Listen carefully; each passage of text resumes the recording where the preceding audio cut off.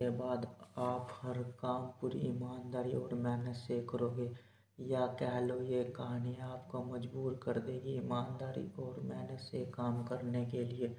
یہ کہانی ایک گاؤں کے لڑکے کی گھر کی مجبوری اور پیسے کی کمی کی وجہ سے وہ دور شہر کام کرنے کے لیے جاتا ہے تاکہ وہاں سے وہ کچھ پیسے کما پائے جس سے اس کا اور اس کے گھر والوں کا خرچہ پورا ہو پائے۔ وہ لڑکا کافی دنوں تک کام کی تلاش کرتا ہے اور آخرکار اسے کام مل جاتا ہے۔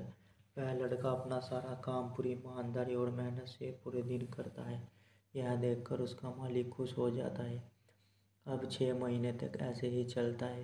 6 مہینے بعد وہ لڑکا اپنے مالک کو کہتا ہے، اب میں کچھ دنوں کے لیے واپس گھر جانا چاہتا ہوں، اور اس لڑکے کو پوری امید تھی کہ اس کا مالک اسے گھر جانے سے نہیں روکے گا، لیکن اس لڑکے کی سوچ سے وپریت اس کا مالک کہتا ہے، نہیں، تمہیں 2 مہینے کا تھوڑا اور کام کرنا ہے اور پھر اس کے بعد اپنے گھر جا سکتے ہو۔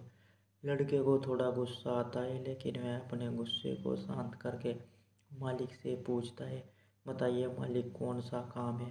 اس کا مالک کہتا ہے، ہمیں ایک گھر خریدنا ہے۔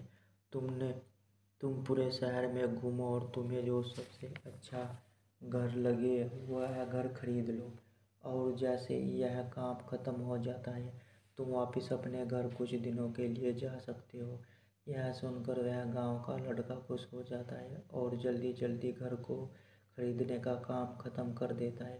وہ مالک کے پاس جاتا ہے اور کہتا ہے، مالک، میں نے سب سے اچھا گھر آپ کے لیے خرید لیا ہے۔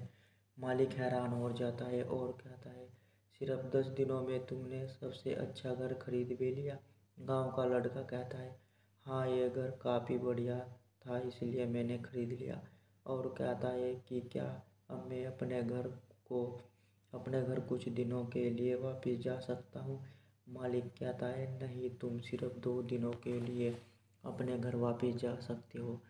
گاؤں کا لڑکا کہتا ہے، ارے مالک، مجھے گاؤں جانے میں ہی 1 دن لگے گا، تو کیسے بھلا میں 2 دنوں میں واپس آ جاؤں؟ مجھے میرے پریوار کے ساتھ وقت بھی بتانا ہے۔ مالک خوش ہو کر کہتا ہے کہ اب سے تم ہمیشہ اپنے گھر کے ساتھ ہی رہو گے۔ جو گھر میں نے تمہیں خریدنے کے لیے کہا تھا وہ گھر تمہارے اور تمہارے پریوار کے لیے میری طرف سے ایک تحفہ ہے۔